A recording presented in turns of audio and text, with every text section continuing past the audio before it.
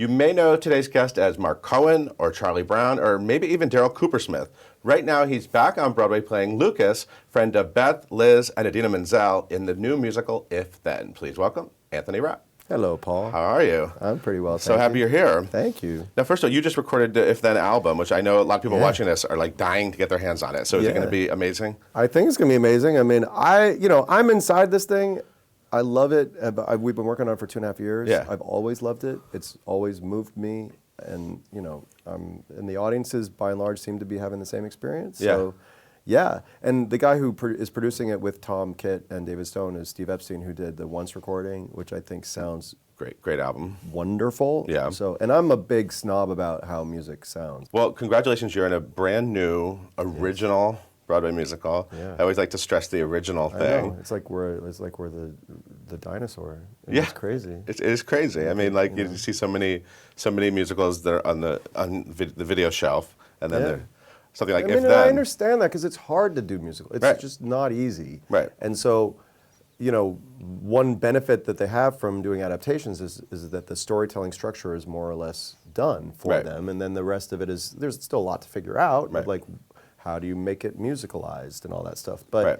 the heavy lifting, really, in telling a story in musical theater that's original, is that you have to do both. Right. And it's not easy. So let's talk about this show, because it is very forward-thinking and it is really unique and adventurous in its storytelling. Actually, I saw the show in Washington when you were out of town, and I was confused at some parts of it. And in New York, it got a lot. I mean, I don't have those problems anymore. What was that process like, developing the show? Well, Tom Kitt and Brian Yorkie, who wrote both Next to Normal and If Then, and Michael Greif, who directed both shows. I mean, Michael's very used to working with ambitious new theater, musical theater works, Rent. He did a little show called Rent. Yeah. Rent and Grey Gardens and Next to Normal and If Then. So he's not daunted by the challenges. And Tom and Brian, having gone through, the long process of getting Next to Normal into the state where it finally came to Broadway and then, won the Pulitzer and Tony Awards and all that stuff. They went through so many fine-tuning moments on that piece that prepared them all, I think, for the approach to this new show, If Then, which was you keep putting it in front of people, and yes, part of it is the response from an audience, but part of it is their own ears and eyes and hearts. Right. Looking at it carefully and responding, and and then prioritizing the things to tackle first. What's so remarkable about the team that we have is that they are unafraid and don't get married to anything, and everything is up for grabs. I imagine there will always be some people who will be confused on some level in moments, but there were people who saw Rent who got confused about Angel. Right. I mean, he says, "I'm Angel" 4 or 5 times as a boy and as a girl. I remember when they added the synopsis in the program for Rent when we moved to Broadway. The little chart, right? Yeah, a chart. It was like, this is what's happening. I mean, there are people who are like, what happened to that pretty girl from Act 1? I mean, and, so and I'm sure there are people who are confused about Next to Normal, and it's pretty clear. Right. I think, it's not typical. It's not like, I think one of the things that Tom and Brian and Michael do is they don't sort of allow you to kind of just sit back and let it wash over you. I think they kind of demand that you sit forward and really listen and really watch. For the 8-year-olds that are watching this, I feel like it's about time I should mention Idina Menzel. Yeah, sure. Because they all are listening to her voice now. It's funny. I actually Beth Stevens, who works here, her kids are now listening to other Idina Menzel. They're now listening to like Wicked and Rent because of Frozen. Yeah, sure. So it's exposing. It's Sure, exposing. sure. So you play Lucas. Yes. Now, in Rent, let's be clear. You and Idina were in the original cast of Rent. Yes. One of my favorite original Broadway casts ever. I love that whole group of you. Thank you. I do too. In the show, you were Mark. You were obsessed with Idina, who was your sort of former girlfriend. Yes. Right? She turned into a lesbian. Yes. And now you're Lucas, Yes. and Elizabeth comes back to New York, and you used to date her. Yeah, in college. Yeah. Right, and you Undergrad. still sort of maybe have feelings. Yeah, sure. You're squatting an apartment at one Yes. point. Very, very Mark Cohen of you. Yeah. These parallels are obviously sort of intentional. I believe, I mean, I never have talked to Tom and Brian explicitly about it, but I mean, Brian is really, really smart and savvy, and I think, maybe it's conscious or subconscious. I don't know, but I know that it's in the mix for him. Yeah. All of that stuff. Yeah. I can say, being an actor inside of that, it's the fact that Adina and I have so much history, and the show is about two characters who have history. I mean, Adina and I don't have romantic history, but we have, very. I'm glad we got that settled because I didn't know. Yeah. We have intense, emotional history of what we shared together and friendship. So that was like, we didn't have to do any homework. Right. I don't experience playing Lucas and playing Mark to be very similar. Right. In terms of the kinds of people I feel they are. I feel like Lucas is way more expressed. Than Mark. Yeah. Like tremendously. Like Lucas is sort of very self-actualized. Mark is a lot more kind of, standing off in the corner kind of thing. So, that's how it occurs to me being inside of it. Right. But I'm sure that people could see parallels. People must say things to you. Do you ever hear reactions like in the audience when any of those lines? Well, even when I kiss Adina, not always, but there's sometimes like, ooh, I mean, It's Mark and Maureen. And there have been things, I've seen online, like on Tumblr and stuff, like they'll show a picture of Mark and Maureen kissing from the movie, and then they'll show a picture of Lucas and Elizabeth kissing. Right. Right. Yeah, sure. It's so cool that there are so many gays in If Then. I'm talking about the characters. Yeah. I mean, like, all her friends. She has like her lesbian friends and her gay male friends. Yeah. That's and I'm proud. I'm actually proud that Lucas is actually bisexual because there are very few. Sorry. But there's a joke in the show about bisexuals. Yeah, sure. That Elizabeth, in a moment of kind of, she's insecure about what's happening in her new romantic relationship, and she kind of just rails against bisexuals, but it's not really what she really feels. I mean, I don't think. So you're not anti-bisexual? No. Do you believe in bisexuals? Yeah. Anthony Rapp? I believe, sure. I believe in the Kinsey scale of. You're an openly gay actor. Yeah, but I'm also I'm on the Kinsey scale. I've had relations What's your with number? ladies. Where are we I at? think I'm like 4.5. Oh, okay. Yeah. Like recently? No, recently. It's been a while. Okay. Because I've been in a relationship for a while. Right. With a man. Okay. But yeah. Should we refer to you as openly bisexual? No, I've always liked the word queer because I feel like it is the really best umbrella word. Because because I believe in the scale. Right. Okay. And I also like the word queer because I like the fact that it has the meaning of odd or other. Because I think that's true. It's not normal, but who cares about normal? Right. So. Speaking of next to normal, Yeah. I actually saw you in Feeling Electric. Feeling Electric, yeah. You talk about the history of building a show like If Then. Feeling Electric at the Nymph was a very different show from what turned into Next to Normal. And a really cool cast. You were in it, Annalee Ashford, Amy Spanger. Yes. And Joe Cassidy, who's in If Joe Then. Cassidy, who's in If Then. He was incredible as Dan. Yeah. So what was it like? And then you became the assistant director. Yeah. So when Michael came on board, I always thought I was probably young for the Doctor or seeming young, And Michael's thing about not using me as the Doctor too was also, I thought, really smart in the sense that he thought that having a Doctor who could be a little more possible romantic interest, or that there was a little bit of a sexual chemistry perhaps between Diana and the Doctor, he thought that was interesting, and I agreed with him. So I agree, it shouldn't be me, but can I be your assistant? Yes. Is that basically what happened? Yeah, and I was like, can I continue to work on it? Because and I've directed some, and I'm really interested in that, and I love Michael, and I love the way he works, and I love Tom McBride. The whole thing, could I continue to be a part of it in some way? Yeah. And so that was a wonderful opportunity to be inside the process and be in the room and offer whatever I could in support. One of the things that at a certain point, Jen Damiano was very young when she first started, and she was very inexperienced. And, she had sometimes a little bit of a resistance to the father figure Michael projected in times, because he's, the older man, and she had a little more openness to hearing things from me sometimes. So sometimes I was the one who would give the notes, and that was a cool way to use me in that part of the process.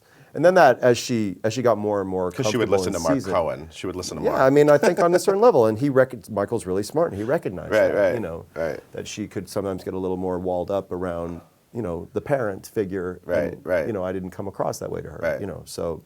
Let's talk about the role that everyone's dying to talk about, The Little Prince and The Little Prince and the Aviator. Because that's one of those shows that I'm upset that I missed it. Oh, because it was not good. Was it really bad? You were like, what, 10 years old? I was 10. You were the Little Prince. Well, originally I was cast as the understudy to the Little Prince. Uh-oh, what happened to the Little Prince? Well, it's very sad. I mean, I was 10, right? So I didn't, have anything to do with it except that I was just there. During the process, the director got fired, and the whole thing was really kind of doomed. But they reconceived the whole thing, and the new director upgraded me and downgraded the Little Prince. So we didn't just swap roles. He actually became my understudy, and he was a couple years older than I was. I felt bad for him. I mean, now as an adult, I can look back and say, that must have been really hard. But he did go on to work in television and have a good career. Okay. Jonathan Ward was his name. Okay. I always worry about kids in these showbiz scenarios. Like whenever even like when Annie said it was closing, I just think of little kids crying. I don't want to think about little kids crying. I cried when we previewed for 2 weeks and never opened. Like, that was sad. That sucks. But did all your family and friends get to come see it? No, no one had a chance to come see it. They were all and waiting we were for it very to poor. open. Like, my mom was a single mother nurse. We came to New York to do the show. We uprooted From Chicago, you came to do it. Yeah, and we were like living in this little apartment in Staten Island, trying to get our feet underneath us. Oh my God, that's a long commute. I know. To Broadway from Staten Island. And then the show closed out of nowhere, and then we were like, what are we going to do? I mean, there was literally a moment where we were like talking about maybe I should sing on the Staten Island Ferry to make a little money. I mean, seriously, it was dire. What do you think you would have sung with a little hat in front of you? I mean, a little songs from The Little Prince? Yeah, I mean, who knows? But thankfully, like within a couple weeks, I got the audition to be in The King and I with Yul Brynner, and I got cast as Louis, as Anna's son in The King and I, and I did that for a year. Wow. So, I mean, I've had a really weird life. Ellen Greene was in The Little Prince. She was. I love Ellen Greene. And she was very sweet to me. I mean, she was wonderful to work with. Yeah. And Michael York was wonderful to work with. He was and he was like, he wasn't really a musical theater guy, but, he was going for it. And, it was another thing where we were making changes every day. And, right. And I was really fast at memorizing, probably with my little kid brain, wasn't already overwhelmed with all the information. And he was having a little more trouble, and I would go in intermission and run lines with him, Yeah, you're always helping. You're always helping everyone.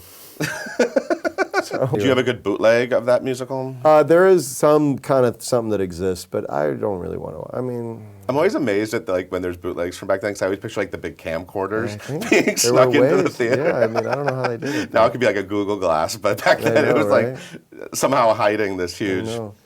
I wish I could have seen it. But we don't even have a poster on the wall at Joe Allen. Oh, come on, let's get that done. They have all the flops, right? Yeah, you deserve a poster. Do you have a poster? I do have a poster. It's a little damaged because it was in my mom's basement. Oh. Are you willing to donate it to Joe Allen? No, I'm sorry. No, it's a special item. It's special? It was a nice poster, actually. I saw Rent off-Broadway. I was lucky enough to have seen it a couple days after it opened. Right, sorry, after you guys got the great review, and it was like, oh crap, we're all in something really huge. To be fair. Yeah. To give context to everything. Okay. I knew I was part of something really special that had the potential to be important and make, the word I kept using from the workshop until then was, I think it's going to make a splash. I think it's going to be an event. Mm-hmm. What the reviews did was spread the word about that, but we didn't need those reviews to tell us what we had, if that makes any sense. Did you ever think Broadway? Did you ever think you could work on Broadway? No. But what I felt when I read the reviews was relief. They got it. That they got it, and that it meant that because Jonathan had died, that I didn't want it, none of us wanted, but we didn't want it to just end, in the several weeks that we had. Right.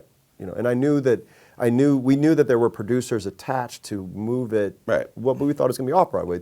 They'd been looking at site-specific places, or converting an old club, or keeping it downtown. That, which I thought would have been great. Yeah.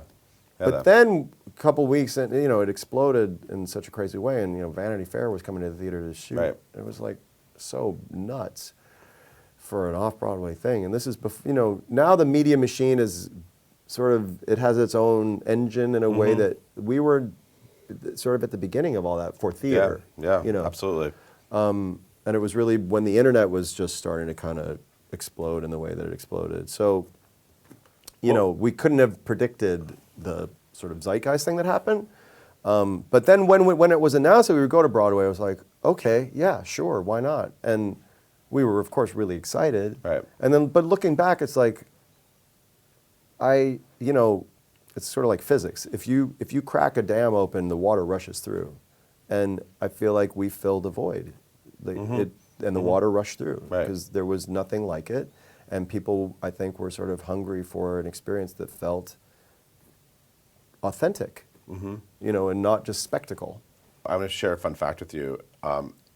I may be the first rent head, maybe. How? I was the first person in line for the first preview for a $20 ticket on Wow. Broadway. First preview, first $20 ticket. That's awesome. It's a fun fact. That's cool. And I just wanted to lock it in. We were the first on ones camera. to do that too. Huh? We were the first ones to do that too. Yeah, I know. Oh wow, You're that's welcome. cool. That's me. I was down there, right in the front. Explode it. A rent. Explode. Oh, I'm sorry. Yeah, we gotta do it right. We gotta do it right. Explode it. And then is there? Okay, You, that's it. could do all sorts That's of it. things. That's cool. Here's what's funny. I knew you. Like when I went to see it off Broadway, I already knew you from like 6 Degrees of Separation and some off Broadway things you had done, and a lot of those people that are now theater stars were not like even really pursuing theater careers. So it's so funny. It's been really interesting watching Adam and Adina and Daphne translate into these theater careers, and now they're doing like Daphne's doing Tennessee Williams and Adam's in Memphis, and there's all these things that you would never sort of picture them doing. What's that been like for you? Because I feel like in the beginning you were probably like the theater person of the cast. And Jesse, And Jesse, Martin yeah. we'd had the most experience, I think. Yeah, but were you immediately kind of like, oh, who are these? Are these people going to pull it off? These No, like, I wasn't rockers worried. and- No, I really wasn't. I mean, Daphne I met when we did the workshop, and she was just so special. Yeah. She was like, she's such a creature. Yeah. And there's really no one like her. What doesn't surprise me is that everyone is continuing to have really interesting careers. Especially when Adam opened his mouth to sing. I mean, it was like unbelievable from the first moment. Yeah. And always with no training, always from a very soulful and connected and truthful place. Mm-hmm. And you can't manufacture that. And and for Michael and Jonathan to be willing to take a risk with people like Adam.